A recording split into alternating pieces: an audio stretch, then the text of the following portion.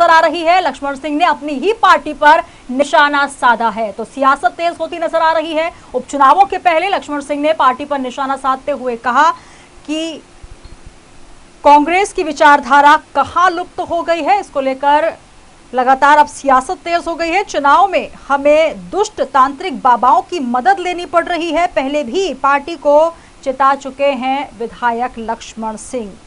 तो बड़ी खबर, जहां मध्य प्रदेश में उपचुनाव के पहले सियासत तेज होती नजर आ रही है। लक्ष्मण सिंह ने अपनी ही पार्टी पर निशाना साधते हुए कहा कि कांग्रेस की विचारधारा कहां लुप्त हो गई है।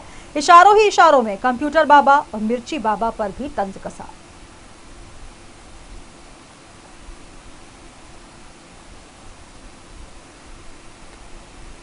तो मध्य प्रदेश में उपचुनाव होने हो और इससे पहले सियासत अपने चरम पर है। लगातार बयानों का सिलसिला जारी है, एक दूसरे पर आरोप प्रत्यारोप। लेकिन लक्ष्मण सिंह, जिन्होंने अपनी ही पार्टी पर निशाना साधा और इशारों ही इशारों में कंप्यूटर बाबा और मिर्ची बाबा पर भी तंज कसा, उन्होंने कहा कि कांग्रेस की विचारधारा कहां लुप्त हो गई है।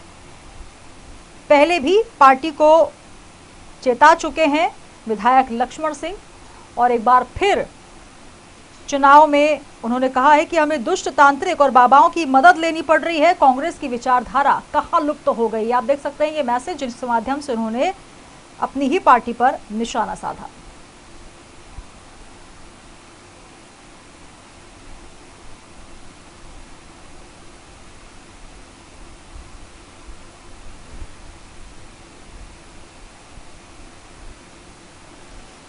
तो कद्दावर नेता माने जाते हैं लक्ष्मण सिंह, लेकिन अपनी ही पार्टी पर निशाना साध कर कहीं ना कहीं विपक्ष को भी एक मौका दिया गया है। और इस बीच उपचुनाव जो होने हैं उसको लेकर सियासी सरगर्मी भी देखी जा रही है।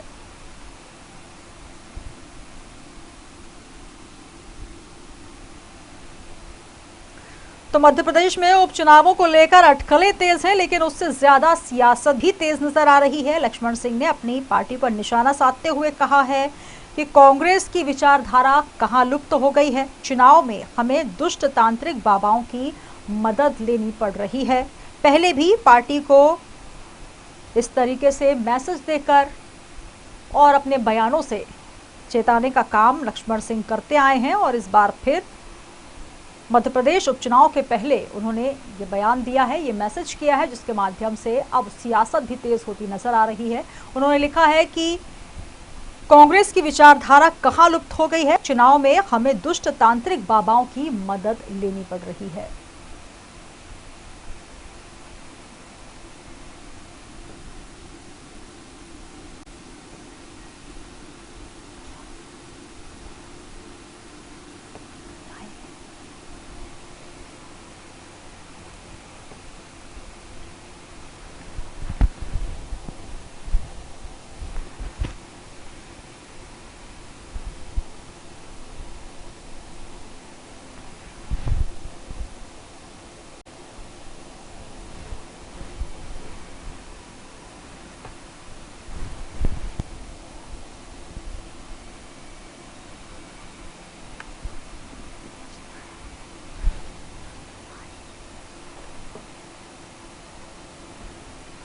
और हमारे साथ स्टेट हेड राजेश सक्सेना जी जुड़ गए हैं इस खबर पर। राजेश जी, जो ट्वीट किया है, जो मैसेज किया है लक्ष्मण सिंह ने, कद्दावर नेता माने जाते हैं कांग्रेस के, लेकिन अपनी ही पार्टी पर ठीक उपचुनाव के पहले निशाना साधना, इसका क्या मतलब निकाला जाए सियासी अंदाज में?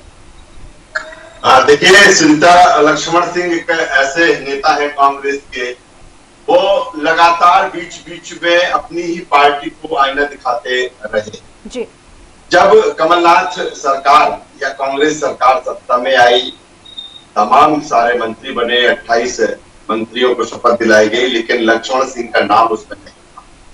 कहीं ना कहीं वो कसक उनके मन मस्तिष्क में रही है और यही कारण है कि जब कांग्रेस सत्ता में थी तब भी वो तमाम तरह की चीजें करते रहे हैं, बयानबाजी करते रहे हैं पार्टी को लेकर। लेकिन हाँ, जो भी बात करते हैं काफी शालीनता के साथ करते हैं और कहीं ना कहीं उनकी बात में दम होता है। और यही कारण है कि पार्टी उनके बयानों को उस अंदाज में नहीं लेती, क्योंकि पूरी तरीके से तथ्यात्मक बात वो करते हैं, तथ्यपरक बात करते हैं। और यही कारण है कि कई बार उन्होंने अपनी पार्टी को ही आईने दिखाया। एक बार फिर जिस तरह से चाहे कंप्यूटर बाबा हो या फिर मिर्ची बाबा हो। और मुख्यमंत्री कमलनाथ ने जिस तरह से कंप्यूटर बाबा को नर्मदा न्यास का अध्यक्ष बनाया जी।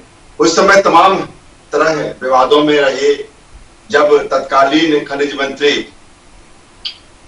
जायसवाल थे उस समय उनका विवाद रहा, और अब जब बीजेपी सत्ता में है तो बीजेपी ने उनके खिलाफ अभी हाल ही में कार्यवाही की। खासतौर पर जो उनके अवैध आश्रम है उनको हटाया गया, उनको गिराया गया। इसके बाद कंप्यूटर बाबा मुखर है और लोकतंत्र बचाओ अभियान उन्होंने चलाया हुआ है, मिर्ची बाबा और कंप्यूटर बाबा ने। और कांग्रेस का प्रश्रय और श्रेय इसको लेकर है। और इसी बात को लेकर लक्ष्मण सिंह ने कांग्रेस पार्टी पर ही निशाना साधा और कहा कि जब हमें तांत्रिक बाबाओं का सहारा लेना पड़ रहा है, यहाँ तक कि उन्होंने इस्तेमाल कर दिया कि दुष्ट बाबाओं का सहारा लेना पड़ रहा है। संघ की विचारधारा और बीजेपी की विचारधारा को कांग्रेस कोसती है।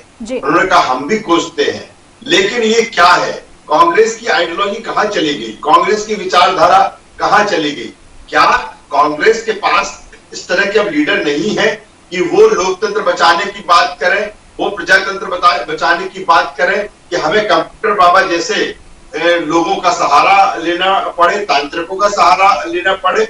और इसी बात को लेकर कहीं ना कहीं लक्ष्मण सिंह नाराज हैं और बीच बीच में वो कांग्रेस की स्थिति परिस्थिति को लेकर लगातार बात करते रहे हैं। क्योंकि लक्ष्मण सिंह वो नेता है कि जब 15 सालों तक बीजेपी सत्ता में थी, कांग्रेस लगातार लड़ाई लड़ रही थी। 2018 से पहले तक वो जिस तरह से पीसीसी में बैठते थे और पूरी एक रणनीति तैयार करते थे, लेकिन कांग्रेस में सत्ता में आती है और लक्ष्मण सिंह को कहीं ना कहीं दरकिनार कर दिया जाता है। एक लंबा अनुभव उनका राजनीति का है। दिग्विजय सिंह के छोटे भाई वो है। हालांकि ये बात अलग है कि एक बार वो बीजेपी भी उन्होंने ज्वाइन कर ली थी, लेकिन कुल मिलाकर बात वो काफी सटीकता से करते हैं, तथ्यों के साथ करते हैं, और यही कारण है कि एक बार कहीं ना कहीं उन्होंने पार्टी को फिर आईना दिखाया।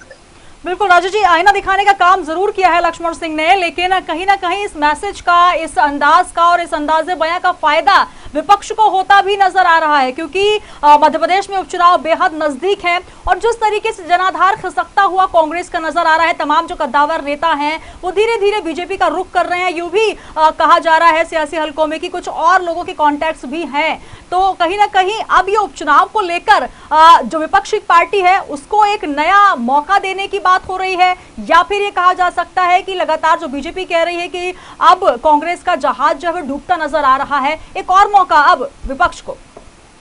देखिए, जाहिर सी बात है, जिस तरह से सवाल है सुनीता आपका कि इस तरह के बयानों से बीजेपी को कहीं ना कहीं और फायदा मिलेगा।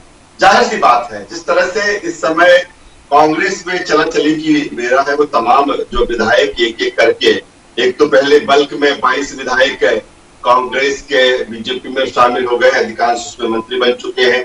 फिर 3 विधायकों का जो झटका लगा, सुमित्रा देवी की बात करें, प्रद्युम्न सिंह लोधी की हम बात करें, फिर बाद में हम नारायण पटेल की हम बात करें, और भी कहा जा रहा है कि अभी कई अन्य जो कांग्रेस के विधायक है वो भी बीजेपी के संपर्क में है। लेकिन ऐसे समय में लक्ष्मण सिंह के इस बयान से, हालांकि इस समय जो बीजेपी है वो फायदे की मोड में ही लगातार चल रही है, लेकिन लक्ष्मण सिंह का ये बयान कहीं ना कहीं ऐसे समय में आया है जब बीजेपी दावा कर रही है कि अन्य विधायक कांग्रेस के भी उसके संपर्क में है।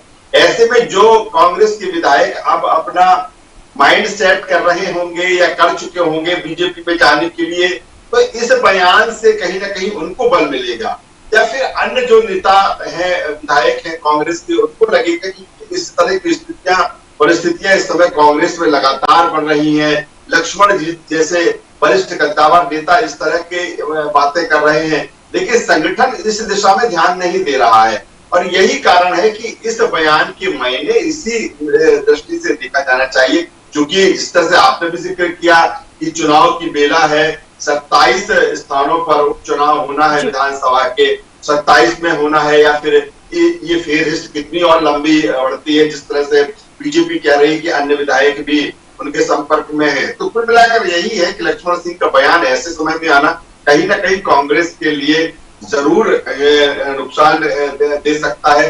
हालांकि पार्टी फोरम में आप क्या लक्ष्मण सिंह से बात होगी, या लक्ष्मण सिंह से बात की जाएगी, या लक्ष्मण सिंह संगठन से बात करेंगे, या बात कर चुके होंगे, उसके बाद ही उनका बयान आया है, उनकी बात को नहीं सुना गया है, तमाम सारी चीजें होंगी। ये तो कांग्रेस का अंदरूनी मामला है। लेकिन कुल मिलाकर लक्ष्मण सिंह जैसे नेता जब इस तरह की बातें करते हैं तो कहीं ना कहीं सामने वाली पार्टी को इसका फायदा मिलता है, कांग्रेस पर कहीं ना कहीं इसका नुकसान साफ होता है। बिल्कुल, तो कहीं ना कहीं नुकसान होता साफ नजर आ रहा है, क्योंकि अभी अभी सिंधिया जैसे कद्दावर नेता को कांग्रेस ने खोया है, पूरा का पूरा कुनबा उनके साथ चल पड़ा। और इस प्रकार से अगर और भी विधायक और भी नेता और कद्दावर जो बड़े बड़े पदों में रहे हुए नेता इस प्रकार के अगर बयान देते हैं तो कहीं ना कहीं आत्मचिंतन करने की जरूरत कांग्रेस को जरूर है। बहुत शुक्रिया हमारे साथ जुड़ने के लिए राजेश जी।